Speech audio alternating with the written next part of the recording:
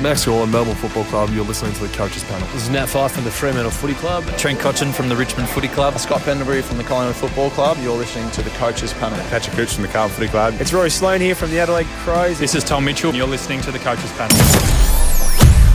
Hey friends, it's MJ from the Coaches Panel. I hope you're well. Sorry that we're a little bit late on your Friday to delivering you this Q&A episode. You might be able to hear it just a little bit in my voice. Not quite 100%, but I've sorted my life out, manned up a little bit, and we're going to find a way to chug through so that still yet, though we're a little late on a Friday and not into the Friday morning territories, we're still able to spend some time answering the questions you have and to give you my take on the decisions that you need to make heading into the start of lockout this Friday night. So if you're listening as a Spotify or as a Patreon subscriber, we're so grateful for you. Time to answer some of these questions. Let's jump in and see how we can be able to help you out. Sam has jumped in. He says, hey, MJ, AFL fantasy question. As always, he still has two rookies on the ground. This week in Evans or Sean Maker in D6, and he's got Dempsey at M8, and he's thinking he can loop the D6, which he can. Which of these is the best option moving forward? Option one, getting a Harrison and a Free down to a Humphreys and jump back up to a McKercher who's available and listed in as an option. Okay, so that's one of the names that he's thrown in there. It leaves him about 35K in the bank, and it does get Evans off field. Option two, Harrison and Simpkin. Humphreys and Rosie leaves him with about 115K in the bank. Still two rookies on the field if you count Dempsey. And then the third option, he's got four. Harrison and Dempsey, turn them into Humphreys and Rosie, leaves 118K in the bank with the final rookie moved off the field next week. And option four, if Fisher is out, which he is, Harrison and Fisher, Humphreys and Rosie, leaving almost 300K in the bank. Sets me back another week, but gives me cash to upgrade a bench rookie to a McKercher type if things go well. Well, mate, the reality is, Sam, the variables have changed. Now that you do know that Fisher is out, that impacts a lot of what you can and choose to be able to do. So moving out of Harrison, I seems to be in all of your variables. He's the only consistent one that moves out. So you're clearly embedded into that. And Humphreys is the way to go there. So I'm really comfortable with that. Moving a Fisher to a Rosie, the only thing I would say to you is before you make that decision is, are you in a position to be able to look at a score? Because as good as Rosie is as a play there, you've got plenty of cash, so you don't have to make that decision before 1:45 on Saturday afternoon. Can you look, I don't know what your options are, but you've mentioned a Frege that is there. With him at an F6, for example, with no Fisher, can you get a look and see at what might happen and score on field? Because if a Frege pops a 70, like a Reveal did for us last week from a Brisbane Lions perspective in AFL fantasy, I know it was more in Supercoach, you might not have to make that move out. So just have a little bit of a look at that. Now, I know it's the same time frame as Fisher, so it impacts what you could do through there, but have a little bit of a look and see about what you might be able to do just to get that timing right. If I was telling you what I would be doing in your situation, though, I'd be moving out a Harrison and a Fisher. I'd be keeping Simpkin. I'd be keeping Dempsey. And I'd just go and get a Humphreys down fine, especially if it's not on field, and go and get who I really want and set yourself up and maximize that. It might not be a Fisher. It might be somebody else. You might be able to put that money on top of a Frege and just put Fisher to your bench a little bit through there. So that would be more where I would lean to, is getting a Humphreys and a Rosie. A lot of people are moving off Fisher this week because he's out. And I don't think that's a bad play for you either. But I would probably look and see, well, can I protect Fisher, push him to the bench a little bit so that you're not losing your upgrade cadence too much, even though you're going to keep an extra rookie on field this week? And can you put that money on top of a Frege and get your Connor Rosie that way and push a Dempsey down to off M8 into F6, and now you're away? That would be what I'd do. I would do Harrison and I would do Friese, and I would get Rosie and Humphreys. That's what I'd do. Hope that helps. Jacob's got next question, also AFL Fantasy. He's got Houston, Young, Fisher, and Sexton. Which two go out? Well, Fisher is one because he's not playing. The other one I'd be moving on is a Sexton. The reality is he's done his job for you. Young and Houston both have had poor scores for you last week, but the reality is they're more on the exception rather than the normative side, whereas Fisher out is an absolute lock and a no-brainer to jump off, and Sexton is as well. And then you find yourself in this interesting space where do you go like for like replacements in similar range, or do you drop one down a little bit and turn another one right up towards the top end? That's the really interesting. Do you stick with the 700K kind of club of looking at Short, looking at Powell, looking at Tom Stewart going down, or do you drop down to a McKercher so that the other one can turn into a Luke Ryan, for example? That would be the way I'd be trying to scope it, but Fisher and Sexton would be the two I would be moving out of. Morning, lads. Hello, David. Well, it's afternoon since I'm recording it, but morning, David, nonetheless. Who has the best job security, Logan Evans, Ari Schoenmakers, or Lawson Humphreys? It's a really good question. Look, I'd probably lean more to Schoenmaker at this short stage. But the reason you're looking for Humphreys is actually not about job security. It's about the releasing of cash. You should have two of those guys for sure in your team. Just given the downgrade options that we've had of late, that would be the case. But probably Schoenmaker is the best job security. Lawson Humphreys, the DPP versatility obviously is a big gain. And then Logan Evans, who has been pretty solid. So for me, probably Schoenmaker would be the one I would lean to. Ben has an AFL fantasy question. Who would you trade out of, Fisher or Sexton? Assuming Fisher is named. Also trading Deer to Humphreys, which gives you 147K. And who would you be trading in out of Rankin, Moore, Myers, and Danaher? Again, the beauty is now that teams have been dropped, we know that Fisher is out. And so that makes the decision for you. Deer to Humphreys, I like that move. Sexton for one more week. I think it's fine to kind of hold through there. Look, it's potentially a little bit of a controversial take, but I don't think there's as much of a gap between Rankin and Moore as what people think. So Isaac's price point is, 14K less? I suspect Jared Berry might do a little bit of a run with roll on him this week. But I don't see really much to be concerned about with either. When in doubt, I always go the cheaper one, so that would sit you with Rankin. I think Moore's got the bigger ceiling, though. That would be all I would say. Myers just feels like a really consistent sort of 105 to 80 sort of forward. Danaher, to me, is not in the conversation. That good fixture for the Lions has certainly loaded him to have some good scores lately, but that's changing a little bit. So to me, it would be between Moore and Rankin. If you can't split them, go the cheaper, which is Isaac. He is more of the tag risk. Moore has a lower basement, but he does have the higher ceiling. So that's what you've got to make the decision. What's more important to you is a bit more consistent scoring, but could be a tag risk, as opposed to the guy that's got more basement, but with a higher ceiling than in Moore. So hopefully one of those two helps you out. Corey Blackledge, hello, mate.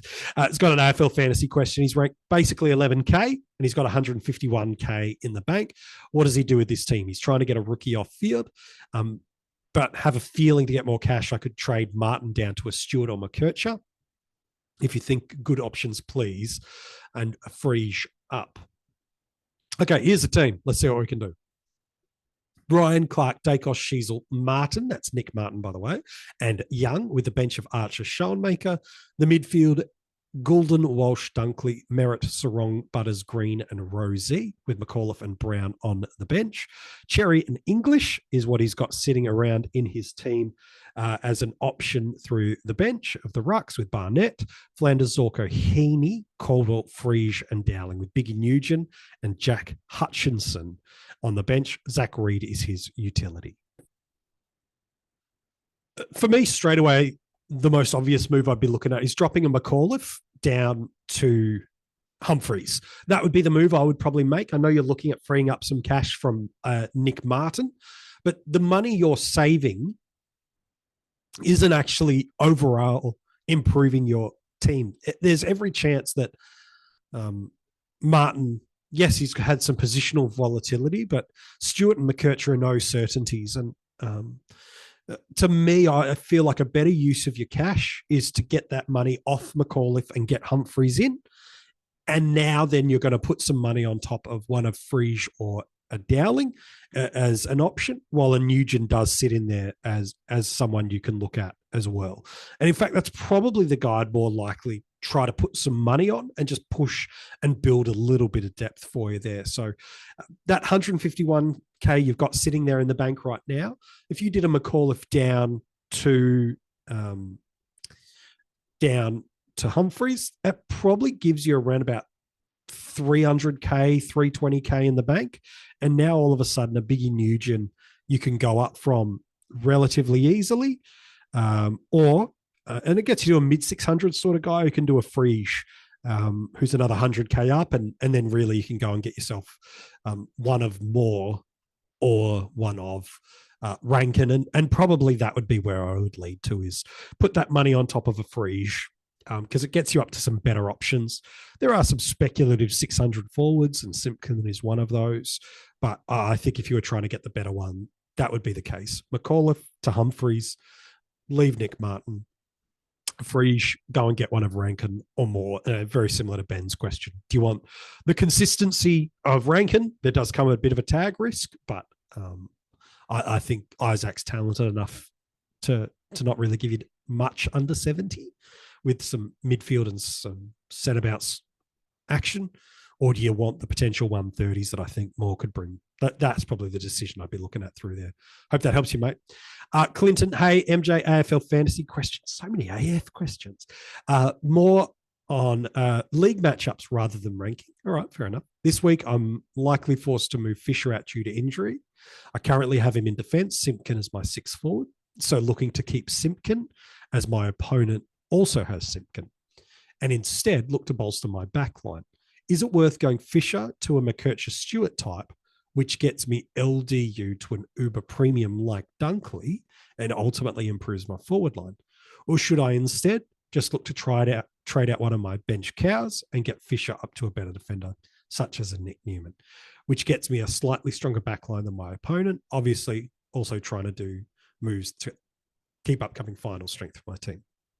Great question, Clinton. First one I'd ask for you to process through before answering that question is, where do you find yourself sitting in the league right now?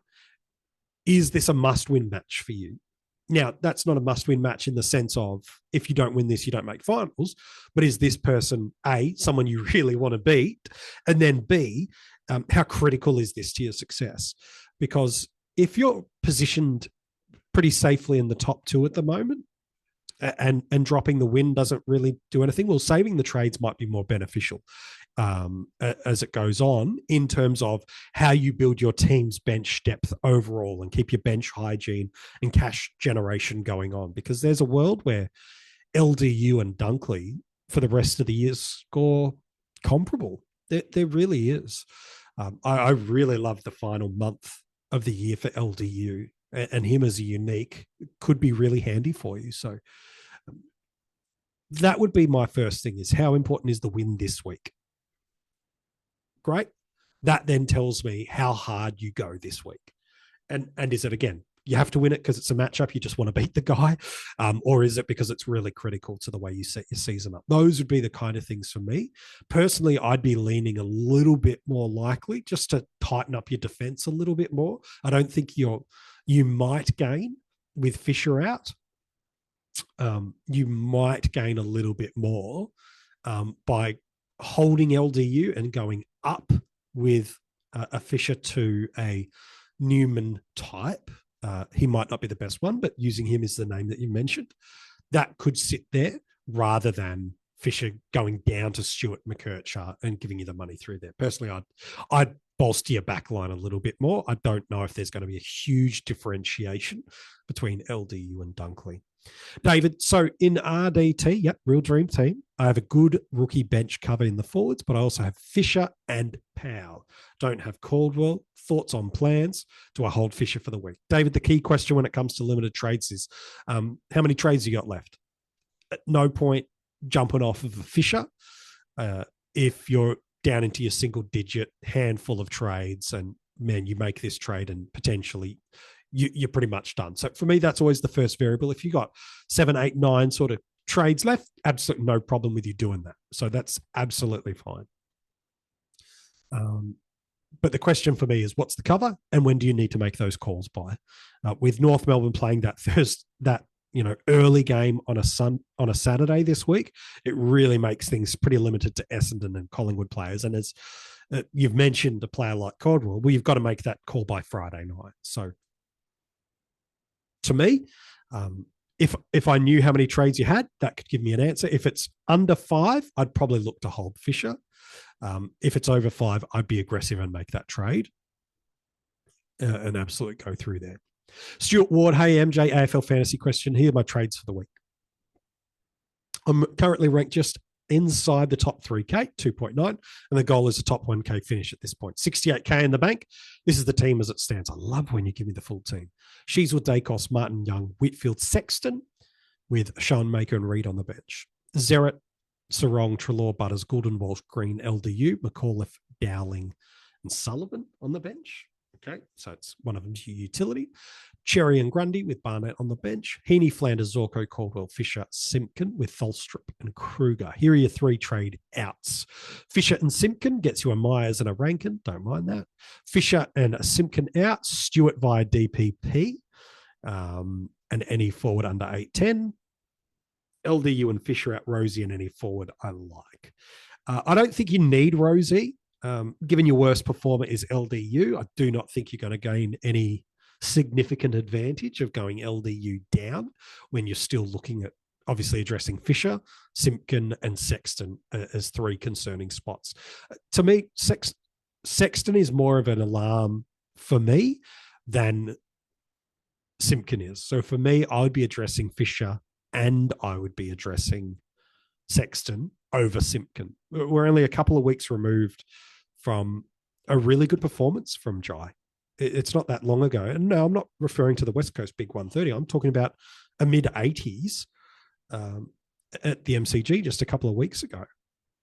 And so to me, I'm not too concerned about Simpkin. I think Sexton, I'm much more concerned about him.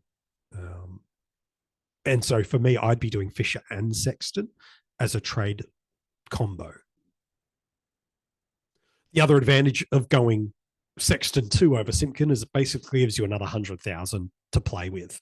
And so I would probably be looking to do that is Fisher and Sexton. Go and get yourself, you've really got all the good strong forwards. So a Rankin or a Moore would be one of the 2. I'm not super bullish on Myers. I just don't think he's got ceiling that could hurt you in contrast to the other 2. And now, all of a sudden, whether it be a Tom Stewart or a Colby McKertshaw, I don't mind the run of a Jaden Short. On paper, it looks really, really good. Even a Will Powell. You've got options kind of through there. So that would be what I would do. Fisher and Sexton, go and push and get yourself one of Rankin and Moore, and then go and get the best available option in your back line that you can. All right, last couple of questions before we wrap up this episode. We've got 2, 3 left to go. Peter, dream team question. I don't know if we've got a Supercoach one on this episode. Come on, lads. Dream team question, as per David, would you hold or trade Fisher? Peter, the question is always around how many trades you got left and what's your objective. Those 2 things tell me a lot. You want to improve your overall rank, which is your focus. All right, so 5 trades in hand. Your rookie cover is one of Sanders or Reveal. Can't loop rookies with North Melbourne, so the game can trade only into a forward. No flexibility. Money's no problem. Already have Caldwell and Moore. Your thoughts, and plus Caldwell and Moore and the big 3. So the only other forward you probably don't have would be Rankin as a prospect. And given you've got 5 trades left and you've already got Sanders and Reveal as cover, I think you're in a really unique position, Peter, where you can be a bit more aggressive than maybe some other coaches are. And I think if I was in your position, I would absolutely trade Fisher and I would go and get yourself an Isaac Rankin. To me, he's the best of the forwards that you don't have based on current form, given that you've already got Zorko, Flanders, Heaney, and you've got Caldwell and Moore. The only other forward that is in more hot form that I think can maintain it is an Isaac Rankin, and at 787,000, I think it's a pretty easy move for you to sideways Fisher to Rankin, because you've got good depth there in Sanders and Reveal. So I would do that. And the reason I would do that in your case, I know I said maybe don't trade early, is because ranking is your focus. This is the week a lot of teams are going to choose to probably only trust their depth because it's only a quote unquote 1 week injury. And so they'll use a Reveal. They'll put on a Kruger. They'll put on a Dowling. They'll put on a Reveal, and they'll probably get around that sort of 60s marker. Whereas a Rankin, I think his worst performance is a 60, and he's more likely to be an 80, 90, or 100 guy. And so with that one trade, you're already 40 points ahead of the pack, let alone what might come in other spaces. So for me, Peter, because ranking is your focus, you're going to be aggressive where others are choosing to potentially be a little bit more conservative is the approach. So yes, Peter, in your case, because you're going for ranks, and the reason you can do that is, yes, that only leaves you with 4 trades, but you are really deep with options in Sanders and Reveal. And I do have a concern, and I've been sharing this over the last couple of weeks, is once McKercher comes back, I'm not too sure if Fisher will be the 95 averaging guy that he has been, because now he's sharing those points around. Sheasel doesn't look like he's going back there anytime soon, which is great. But my concern around Fisher was, if he's not the sole key distributor, is he going to have enough football? And with McKercher playing this week and no Fisher, there is a disastrous world for us where Fisher's still in the team, but he's not dominating. And maybe goes 80s. And all of a sudden, if Rankin can hold this sort of 3 to 5 game average of mid-90s, now you're not just the 40 points up this week, you're 15 points up every additional week. And so as you get deeper into the season, teams start running out of trades. And yeah, there might be a week where you have to use some coverage there, but that's okay. You can move a Flanders and Heaney, all these guys into the midfield if you need, and push on a Sanders and get yourself a 60 or a 70 or a Reveal. So to me, I'd be aggressive, Peter. Go, go, go. Craig's got an AFL fantasy question to wrap us up. His team is this: Whitfield, Ryan, Dacos, Sheasel, Martin Young. Nice defense. Goulden, Walsh, Treloar, Dunkley, Dawson, Merritt, Rowell, Green. Okay. Gordon and Marshall are his rucks. Flanders, Zorko, Heaney, Sexton, Simpkin, Dowling. Subs are Ari, Dean, Friege, Reveal, Barnett, Volstrup, Hutchison, and Evans. He's traded Fisher to Dunkley, so that's the trade, and most popularly Dean to Humphreys. He's chasing overall mainly. Just wondering, is Dunkley the right move, or go to Caldwell this week, or go Caldwell next week? Politely, if you want Caldwell, it should be this week. He's gone up a ton of cash over the last fortnight. And of all forwards, he's absolutely dominating. Since round 10, his lowest score is 74, and he's got 4 tons, and he's got his 2 biggest scores of the year in the last fortnight against West Coast and Geelong. Yes, they're easier matchups, but Collingwood and Melbourne, from a matchups perspective, are still relatively favourable for him as well, in terms of he's playing that pure inside mid role, and that's relatively favourable. The only concern I would have about getting into Caldwell, and again, Melbourne's a good matchup. The next 4 are okay. That's a pretty good one. The last game of the round of the year, Sydney is really bad. The only concern I'd have is Shields in. And if Shields not the sub, Shield can only play through the mids, whereas Caldwell's a bit more versatile. And he's really only popped his centre bounces, have only really popped in the last fortnight. Before that, he's always been good, but he's really, really popped in the last fortnight, Caldwell. So up until 2 weeks ago, the most he'd ever had all season was 64, and that's back in round 6. He'd been pretty much around the 30s to 50s range, whereas the last 2 weeks he's gone 90 and 75%. And guys like Merritt have dropped down to the 60s, who have previously been up in the 80s. And so for me, that's the only concern I would have, Craig, about getting into Caldwell this week, would be if Shields not named the sub. Oh, okay, how do they balance this midfield unit out a little bit? But if you're bullish on Caldwell, it has to be this week. He's got a break even of 52. And even if he just goes at what's he's averaging at the moment, it's 92. Even if he goes around that, he'll go up another 30,000 and very quickly be financially unattainable for you or politely paying overs for. Whereas Dunkley, even, he's got a break even of 78. He's at 924,000. I think he's still, even with a 110, 120, he's still under 950. And again, I don't know if I'd want to go and spend that much money on a midfielder that, yes, he should be around the 110 marker, but you've got a Sarong who you don't have. I would much prioritize over that. So to me, if I was in your situation, looking at that team, you've traded Fisher to Dunkley. I'd actually trade Fisher to Caldwell, and then a Dean down to Humphreys is fine. And that's on the premise of what I've said about Caldwell and the Essendon mids with Shield. And then look to go up because you want to get Dowling off your field as quick as you can. And to me, that feels pretty important. So I would do that. I hope that helps. Thanks so much for listening, friends. I hope my voice hasn't sounded too froggy for you, that you've been able to navigate your way through it. I'll rest up. We'll be back on deck later in the weekend. We'll be in touch with you across social media, and then Monday, the round review gets back underway for our premium tier supporters and for our Spotify subscribers. Have a good week. I hope everything lands your way, and we'll chat again to you soon.